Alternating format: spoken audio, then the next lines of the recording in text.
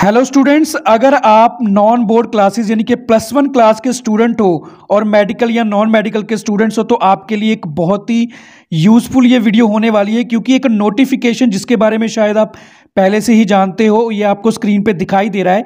ये नोटिफिकेशन सिर्फ non board classes जिसमें 11th क्लास भी इंक्लूड है के लिए है कि जो उनके फाइनल एग्ज़ाम यानी कि टर्म 1 के दिसंबर में फाइनल एग्ज़ाम शुरू होने हैं, वो बोर्ड की तरफ से मतलब हेड ऑफिस बोर्ड की तरफ से नहीं आएंगे, वो स्कूल वाले टीचर्स ही तैयार करेंगे। और स्कूल वाले टीचर्स को कुछ सैम्पल पेपर जरूर भेजेंगे बोर्ड वाले, जिनमें से सिलेक्ट करके वो अपना एक क्वेश्चन पेपर तैयार करेंगे और वही पेपर आपको जो है एग्ज़ाम में देखने को मिलेगा। तो ऐसा ही एक क्वेश्चन पेपर मैथमेटिक्स +1 क्लास का हमारे पास आ चुका है, जिसमें से टीचर्स ने आपका पेपर बनाना है। तो इस वीडियो में मैं आपको उस पेपर के सॉल्यूशन, ये आप देख सकते हो, ये मैथमेटिक्स का पेपर है, इसके सॉल्यूशंस हम सॉल्व करेंगे, क्योंकि ये आपको फाइनल एग्जाम में क्वेश्चन इसके आने वाले हैं। ये 100% श्योर है कि इसके क्वेश्चंस आपको एग्जाम में जरूर आएंगे।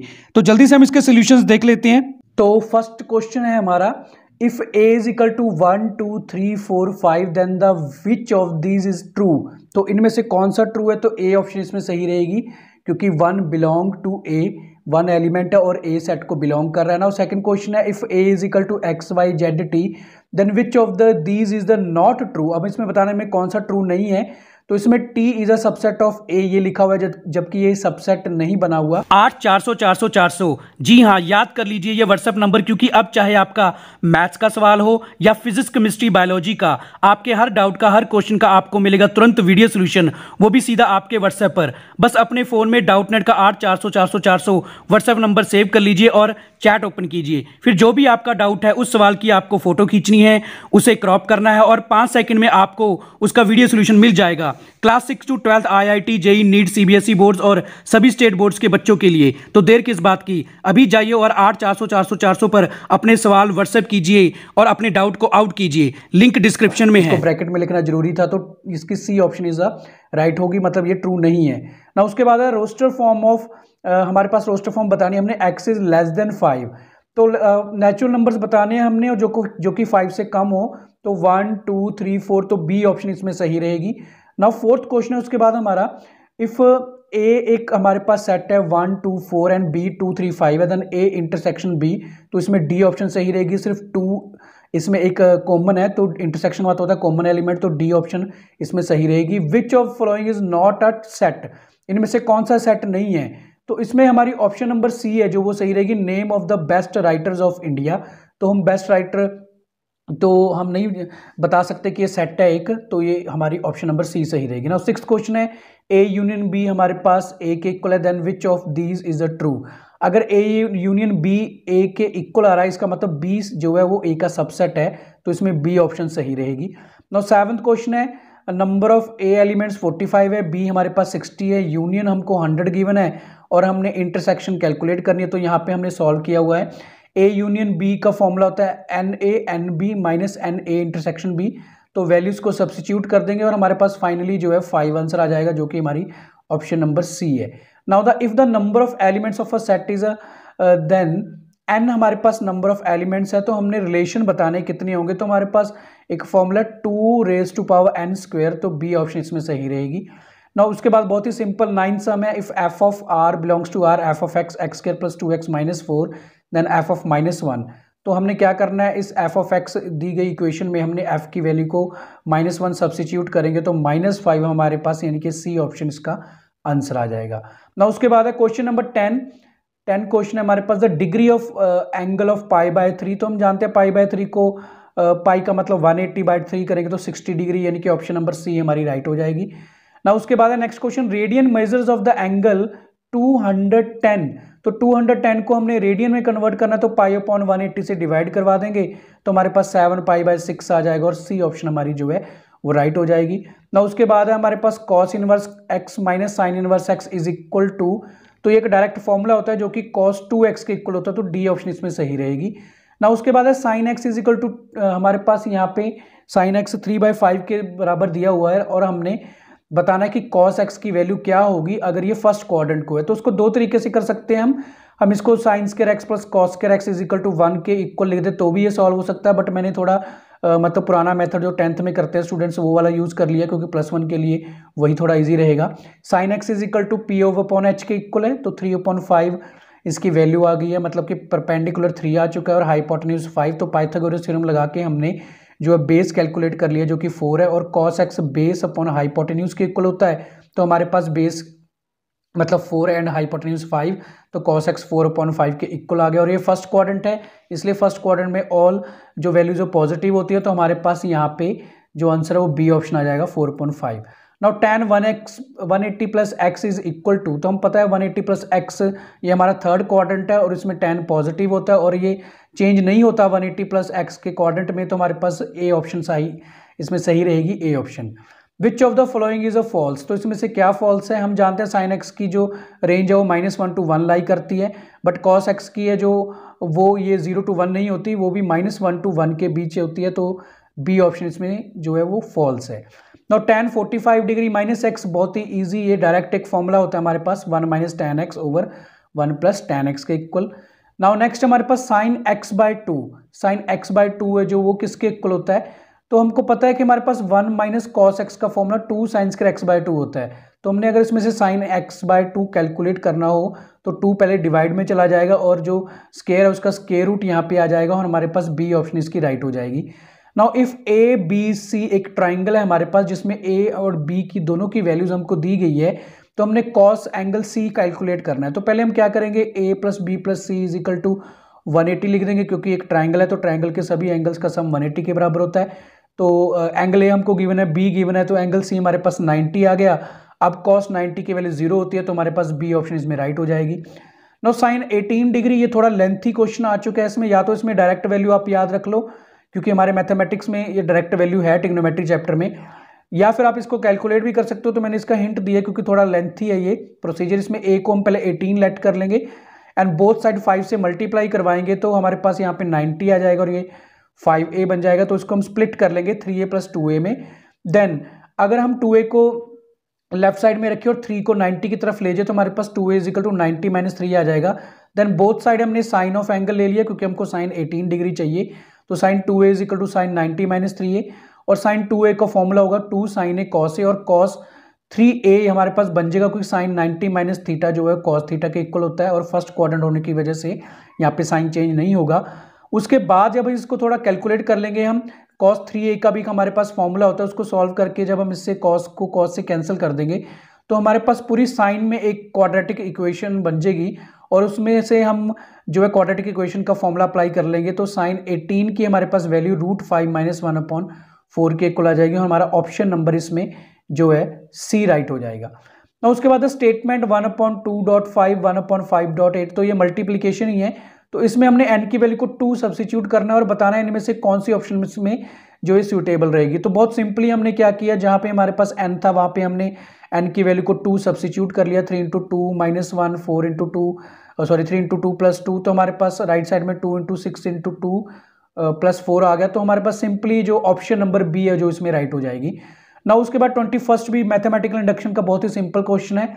हमको बताया गया कि 10 2n - 1 + 1 इज डिविजिबल बाय 11 है, तो n = k के लिए कौन सी वैल्यू हम ट्रू लिख सकते हैं। तो हमको पता है कि हम अगर n = k लिखेंगे तो n की जगह पे k आ जाएगा और वो फंक्शन भी डिविजिबल बाय 11 होगा, तो हमारी ऑप्शन नंबर ए इसमें राइट हो जाएगी। ना उसके बाद हम नेक्स्ट क्वेश्चन नंबर देख लेते हैं, हमारा 22। क्वेश्चन नंबर 22 क्या है, इसमें ऑयटा हमारे पास हमने ऑयटा की वैल्यू को सॉल्व करना है, तो इसको हम लिख सकते हैं ऑयटा रेज़ टू पावर 9 को हम लिख सकते हैं iota raise to power 4 square and iota raise to power 1, तो 4 2 8 + 1 9 ही बनेगा। और ऑयटा रेज़ टू पावर 2 5, ये हम ऑयटा रेज़ टू पावर 10 को लिख सकते हैं, और ऑयटा रेज़ टू पावर 4 का square and iota raise to power 3 को हम 11 को लिख सकते हैं। ना ऑयटा रेज़ टू पावर 4 1 के इक्वल होता है, और 1 का स्क्वायर करके हमारे पास 1 ही आ जाएगा। देन यहाँ पे सिर्फ ऑयटा रह चुका है, -1 ऑयटा स्क्वायर की वैल्यू होती है, तो ऑड नंबर होने की वजह से यहाँ पे -1 आ गया, एंड ऑयटा 4 1 के इक्वल है, तो यहाँ पे सिर्फ ऑयटा क्यूब रह गया। तो ऑयटा क्यूब की वैल्यू हमारे पास माइनस ऑयटा के इक्वल होती है, तो ये कैंसिल हो गया, और -1 हमारा यानी कि सी ऑप्शन इसमें राइट हो जाती है। ना इसके बाद हमारे पास है वैल्यू ऑफ रूट -25 × √36, तो ये सिंपली है √25 5 आइटा के इक्वल आ जाएगा, 36 6 आइटा के इक्वल, 6 5 30 एंड आइटा स्क्वायर की वैल्यू -1, तो हमारे पास ऑप्शन नंबर डी इसमें राइट हो जाएगी। नाउ द हमारे पास ये एक कम्प्लेक्स नंबर है जिसका कॉन्जुगेट हमने पता करना है, तो कॉन्जुगेट का सिंबल जेड के ऊपर बार होता है, तो इसमें सिर्फ हमने क्या करना है, इसका साइन चेंज करेंगे आइटा का, तो यहाँ पे माइनस की जगह पे प्लस आ जाएगा और ए ऑप्शन हमारी राइट हो जाएगी। नाउ नेक्स्ट सम भी बहुत ईजी है, हमको एक कम्प्लेक्स नंबर है जो दिया हुआ है, हमने इसमें y की वैल्यू यानी कि हमने इसमें इमेजिनरी पार्ट को जो है वो फाइंड करना है, तो हम सिंपली इसका रैशनलाइज कर देंगे। तो रैशनलाइज करने के लिए सिर्फ आइटा वाली टर्म का यानी कि मिडिल टर्म का साइन चेंज हो जाएगा और हम इसको रैशनलाइज करेंगे जब, तो हमारे पास ये बन जाएगा √3 + 2 आइटा अपॉन 7, और हमारा इसमें जो इमेजिनरी पार्ट यानी कि y की वैल्यू वो 2/7 यानी कि हमारी ऑप्शन नंबर 20 में राइट हो जाएगी। ना उसके बाद हमने z का मॉडुलस कैलकुलेट करना है, तो z एक कम्प्लेक्स नंबर है, इसका मॉडुलस सिंपली अगर हम कैलकुलेट करेंगे तो हमारे पास √x² + y² के इक्वल होता है, देन x हमारे पास यहाँ पे 3 है और y हमारे पास -4 है, तो हमारे पास √25 यानी कि 5 आंसर बी ऑप्शन इसका आंसर आ जाएगा।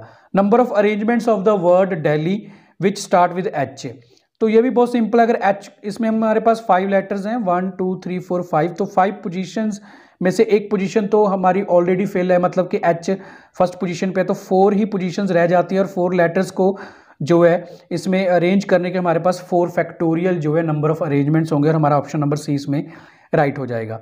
इसके बाद 28 हमको गिवन है, 28 देख लेते हैं हम सम क्या है, इसमें हमको 12CR = 12CM के इक्वल दिया है, तो हम जानते हैं कि अगर हमारे पास 12 कम्बिनेशंस दो इक्वल हो तो उनके जो अरेंजमेंट है यानी कि आर की वैल्यूज को सम करने से हमारे पास n आ जाता है और n = r + m के इक्वल होगा, और यहाँ पे हमारा n है जो 12 के इक्वल है, तो हमारे पास ऑप्शन नंबर सी इसमें सही हो जाएगी।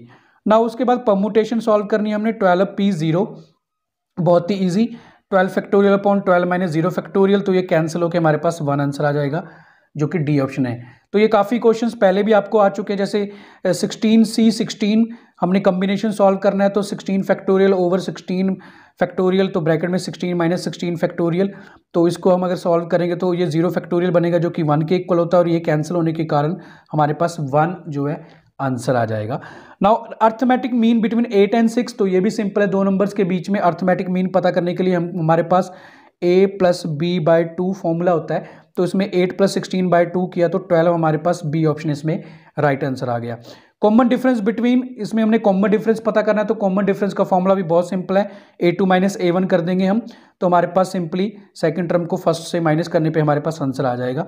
Now 5th 8th and 11th term of GPR, तो 5th टर्म हमारे पास AR4 बनेगी, AR7 AR10, तो ये भी GP की कंडीशन को ही सेटिस्फाई करेंगे, मतलब AR7 का स्क्वायर करने पर और AR4 और AR10 को मल्टीप्लाई करने पर हमारे पास जो मतलब कंडीशन B² = हमारे पास जो है AC की कंडीशन बनती है अगर ABC GP में है, तो ये कंडीशन सेटिस्फाई हो रही है, तो इसका मतलब ये भी GP में है। 5th 8th and 11th term, 7th term of a sequence, तो ये भी बहुत सिंपल फॉर्मूला अप्लाई करना है हमने, a + n - 1 × d का फॉर्मूला, a भी हमारे पास है, n हमको 7 गिवन है, d इसमें हमारे पास 5 आ गया, तो 32 हमारा 7th टर्म इसमें आंसर आ जाएगा, C option. If a and g are arithmetic mean and geometric mean between 2 positive integers then, तो हमको पता है कि जो अर्थमेटिक मीन है इक्वल और ग्रेटर देन ज्योमेट्रिक मीन के होता है, हमारी सी ऑप्शन इसमें राइट आ जाएगी।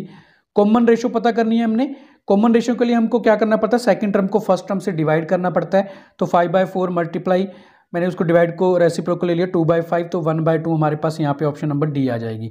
इफ PE = 1/5 देन P0E किसके इक्वल होगा, तो हमको पता है P0E का फॉर्मूला 1 - PE के इक्वल होता है, तो PE हमको गिवन है, तो 1 - 1/5 करके हमारे पास जो 4.5 इसका फाइनली आंसर आ जाएगा, जो कि हमारी ऑप्शन नंबर सी है। Number of elements in a sample space of throwing 2 dice are, तो 2 डाइस को अगर हम थ्रो करेंगे तो कितने नंबर ऑफ अरेंजमेंट्स होंगे, तो ये मैंने यहाँ पे 38 नंबर क्वेश्चन का आंसर लिखा हुआ है, तो आप समझ सकते हो कि अगर 2 डाई को अगर हम थ्रो करेंगे तो इतने सैंपल स्पेसेस बनेंगे, मतलब 36 जो हमारे पास है एलिमेंट सैंपल स्पेसेस बनेंगे, जो कि ऑप्शन नंबर ए है। Number of elements in a sample space of 3 coin tossing, अगर 3 कॉइन्स को हम टॉस करेंगे तो हमारे पास head head head head head tail ऐसे, यानी कि टोटल हमारे पास इसमें 8 अरेंजमेंट्स बनेंगे, जो कि मैंने यहाँ पे ऑलरेडी पहले लिखे हुए हैं। Now the 1 card are drawn from a pack of a well shuffled 52 cards, the probability that it is a king or a spade, तो हम मान लेते हैं ए हमारे पास किंग है, ये हमारा 40th क्वेश्चन का आंसर है। तो यहाँ पे लिखा था मैंने। ए मान लेते किंग है, बी स्पेड है, तो किंग हमारे पास 4 ही होते तो 4.52 1/13 के इक्वल आ गया हमारे पास। एंड जो स्पेड होते हैं वो 13 होते हैं, तो पी भी 13/52 1/4 आ चुका है। इंटरसेक्शन हमारे पास इन दोनों में सिर्फ एक ही कॉमन होता है, तो 1/52 इसमें इंटरसेक्शन आ चुके। तो यूनियन का फॉर्मूला अप्लाई करके हमारे पास जो है फाइनली और मतलब यूनियन होता है, तो किंग और स्पेड हमारे पास 4.3 यानी 4.13 यानी कि ऑप्शन नंबर सी इसमें जो है राइट हो जाती है। तो ओके स्टूडेंट्स, ऐसे ही मैं आपके दूसरे सैम्पल पेपर जो टीचर्स को मिले हैं वो भी अपलोड करूंगा, क्योंकि उनमें से ही आपका जो फाइनल पेपर आएगा। तो okay students, all the best, keep studying and bye.